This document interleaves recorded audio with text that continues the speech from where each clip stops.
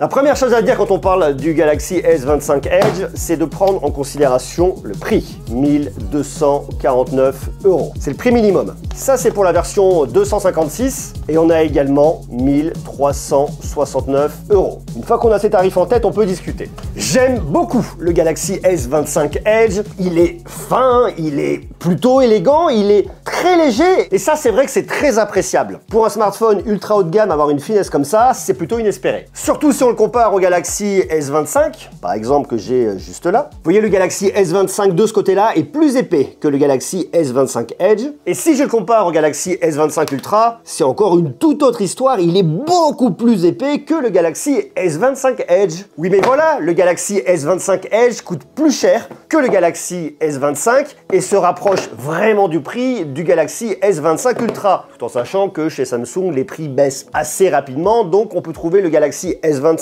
ou le Galaxy S25 Ultra moins cher actuellement, tandis que lui, le Galaxy S25 Edge vient de sortir, donc il sera forcément un peu plus cher. Alors certes, dans cette catégorie des smartphones ultra haut de gamme, c'est le plus fin de tous. Mais est-ce que la finesse et la légèreté, ça fait tout ?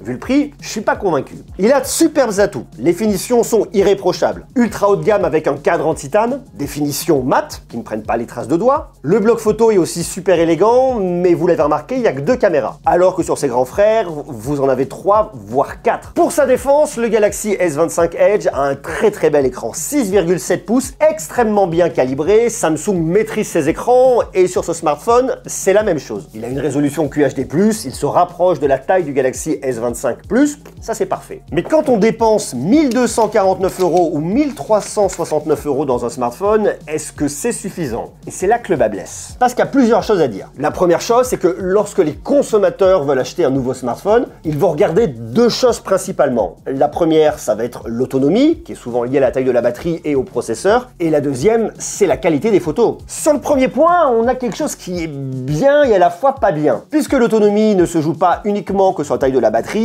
elle se joue aussi sur la taille de la batterie. Et là, avec une batterie de 3900 mAh, une batterie en lithium, c'est pas extraordinaire. D'autant plus qu'ici, on le recharge uniquement en charge rapide, 25 watts, ce qui n'est pas très acceptable en 2025. C'est assez surprenant parce qu'il y a beaucoup de constructeurs, et notamment des Chinois, qui mettent des batteries en silicium carbone qui sont des batteries plus fines. Ce qui fait que à taille équivalente, vous pouvez augmenter la capacité de la batterie et donc potentiellement augmenter le stockage. Pour autant, est-ce la meilleure formule? Est-ce que ces batteries sont plus durables dans le temps? L'avenir nous le dira, mais en tout cas aujourd'hui, lorsque vous payez 1249 ou 1369 €, avoir une batterie de 3900 mAh, ça peut laisser dubitatif. Et en tout cas, moi, ça me questionne énormément. Je vous le disais, l'autonomie, c'est pas uniquement la taille de la batterie, c'est aussi le processeur. Si vous avez un processeur qui est énergivore ou pas, ça va forcément jouer sur l'autonomie du smartphone. Technologie de RAM et de ROM joue également, mais bon, on va pas rentrer là-dedans tout de suite. Ici, au niveau de la performance, on a ce qui se fait de mieux aujourd'hui. Pour l'instant, on a un Snapdragon 8 Elite de Qualcomm qui est très bon au niveau de la gestion de l'énergie. Mais ça fait pas tout. Certes, le smartphone est bon, certes, le smartphone est performant, certes, le smartphone est fin, mais l'autonomie est pas mal, mais pas extraordinaire. Vous pouvez tenir à peu près une journée. Ça dépend de vos usages, ça dépend de ce que vous allez en faire. Si vous faites beaucoup de vidéos, si vous utilisez beaucoup le GPS, ça va consommer énormément au niveau de la batterie. Et là, l'autonomie va baisser drastiquement. Et avec une batterie qui n'est pas très grosse, c'est problématique. Ça veut donc dire qu'il faut avoir avec vous votre bloc de charge, sauf que c'est pas de la recharge extrêmement rapide, 25 watts, donc vous le branchez, il faut prendre un petit peu de temps pour le recharger, mais quand on achète un smartphone une fois de plus dans l'ultra haut de gamme, et je repositionne un petit peu le tarif, et ben ça fait râler, et ça c'est problématique. Le deuxième élément qui est important, c'est la partie photo. Regardez, je vous en parlais, on se refait un petit point dessus, vous avez 2 caméras à l'arrière, 2 caméras et uniquement 2 caméras. Alors j'arrive à comprendre que sur des smartphones milieu de gamme, les fabricants nous mettent que 2 caméras. Mais sur un smartphone très haut de gamme, c'est problématique. Alors oui, ok, je comprends Samsung. Bien évidemment, je comprends. Lorsqu'on veut avoir de la finesse, il faut faire des choix. Et le choix ici se fait au détriment du téléobjectif. Un téléobjectif, c'est un ensemble de lentilles qui vont s'assembler, qui permettent d'avoir un travail optique pour zoomer dans l'image. Zoomer optiquement et pas numériquement. Ce qui fait que sur des smartphones comme le Galaxy S25 Ultra, vous voyez, on a quand même une très grosse épaisseur. Et avec un smartphone aussi fin que le Galaxy S25 Edge, c'est pas possible. En tout cas, en l'état actuel. Donc Samsung a fait le choix de vous mettre que 2 capteurs, ce qui correspond à ce que les gens veulent à peu près sur l'ensemble du marché. Un capteur grand angle et un ultra grand angle. Alors, Samsung a été assez malin et s'est dit, on va mettre un capteur grand angle de 200 mégapixels, comme ça on peut venir zoomer numériquement dans l'image sans perte de qualité. On nous dit que c'est le même capteur que le Galaxy S25 Ultra et c'est plutôt malin. Sauf que une fois de plus, quand je dépense 1249 € ou 1369 €, eh bien c'est un peu problématique quand même. Parce que je veux ce qui se fait de mieux sur un smartphone. Donc aujourd'hui en fait, j'ai le choix entre deux choses. Soit je veux ce qui se fait mieux d'un point de vue purement technologique chez Samsung et je prends le Galaxy S25 Ultra. Soit je veux ce qui se fait de mieux en termes de rapport finesse-performance et je prends le Galaxy S25 Edge. Sauf que là, je n'ai pas le meilleur photophone, je n'ai pas le smartphone avec la meilleure autonomie et ça me pose quand même pas mal de problèmes. C'est-à-dire que sur mon smartphone, en mode photo, si je veux venir zoomer, regardez, je peux zoomer uniquement jusqu'en x10. x10 et c'est tout.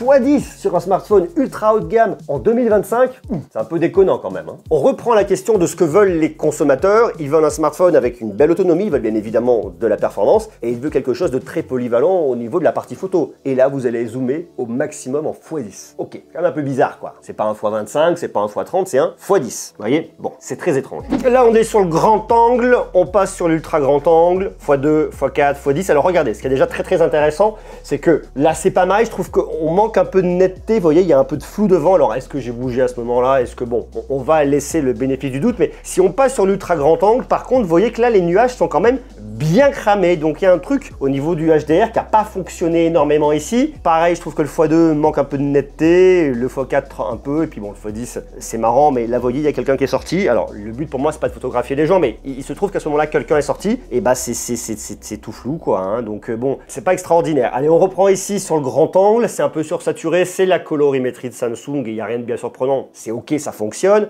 L'ultra grand angle, on a toujours le ciel qui est cramé ici. J'ai essayé en appuyant ici de corriger l'exposition, ça m'assombrit un peu le tout et je trouve que le HDR est pas parfait. Vous voyez, il y a un truc qui marche pas bien et une fois de plus, on manque vachement de piqué, de netteté lorsqu'on vient zoomer davantage. La macro, on peut le faire. Attention, on est sur la caméra de 12 mégapixels sur l'ultra grand angle. J'ai fait de la macro, je suis passé en x2 par moment, c'était un peu plus compliqué. C'est déjà compliqué de trouver la bonne distance. Je suis pas très fan de la macro et je la trouve pas extraordinaire non plus ici. Vous voyez là par exemple, je suis sur le x2 macro. On peut essayer de faire des choses un peu rigolotes, mais c'est pas complètement dingue quoi. Là on reprend grand angle, très saturé, l'ultra grand angle. Là ça va mieux déjà au niveau du HDR. Je passe en x2, en x4 et en x10. Vous voyez toujours le même problème, on manque vraiment de piqué. Le mode portrait sur la statue qui dans l'ensemble fonctionne pas trop mal. Donc je trouve qu'en fait si vous voulez, ce qui me dérange un peu, c'est que il y a beaucoup de choses qui ont été sacrifiées sur ce smartphone, sur l'autel de la finesse et de la légèreté. La qualité des photos est passable, mais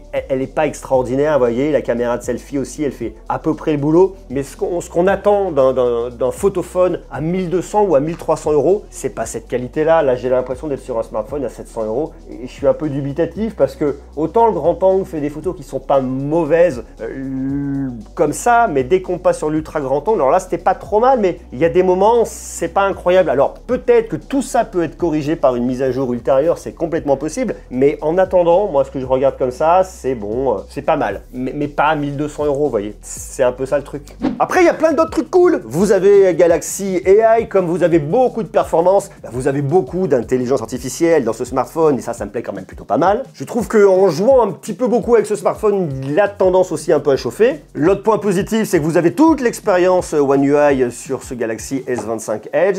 Me direz-vous, vous l'avez également sur un smartphone milieu de gamme, donc bon, il n'y a pas de gros changement ici. Vous bénéficiez bien évidemment de tout l'écosystème Samsung, ok, c'est bien. En fait, la question c'est, à qui est destiné ce Galaxy S25 Edge et est-ce qu'il faut l'acheter? Et c'est là que c'est très compliqué de venir répondre. Si vous êtes un early adopter, si vous aimez la tech et si pour vous avoir ce qui se fait de mieux dans un domaine ou dans un autre, c'est super important, et bien évidemment, il y a plein de gens qui succomberont pour ce Galaxy S25 Edge. Si vous vous dites les photos j'aime bien mais je m'en fous et je veux pas forcément les meilleures photos, c'est pas très grave pour moi. On peut aller sur ce Galaxy S25 Edge parce que vous allez avoir un smartphone de la gamme Galaxy S chez Samsung, orienté performance et orienté photo. Orienté photo, bon, ça me fait un peu râler, mais orienté performance, il n'y a absolument aucun problème et il n'y a rien à redire ici. Donc pour toute l'expérience performance, intelligence artificielle, visionnage, le fait d'avoir le smartphone le plus fin du moment aujourd'hui chez Samsung, franchement là, vous n'êtes pas déçus. Et puis, c'est vrai que j'aime beaucoup le tenir en main, j'aime beaucoup cette finesse, j'aime beaucoup cette légèreté, je le trouve malgré tout résistant. Alors, c'est un smartphone qui m'a été prêté par Samsung, je vais donc pas m'amuser à essayer de le plier, vous voyez, parce que bon, mais il sent la robustesse, cadre en titane, je vous l'ai dit, vous avez tout ce qu'il faut,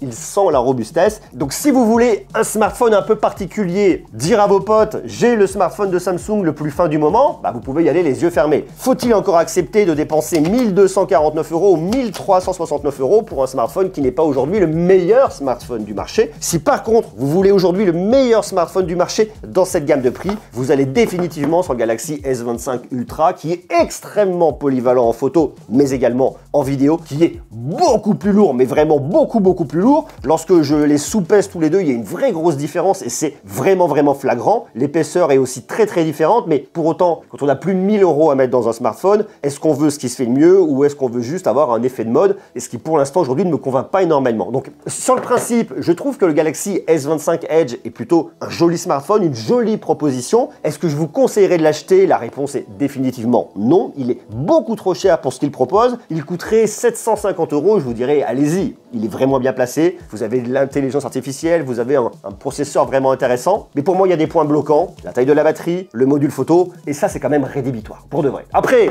si vous voulez un smartphone de Samsung ou si vous avez un smartphone de Samsung, il faut aller voir cette vidéo. Elle est très cool et elle vous aidera aussi.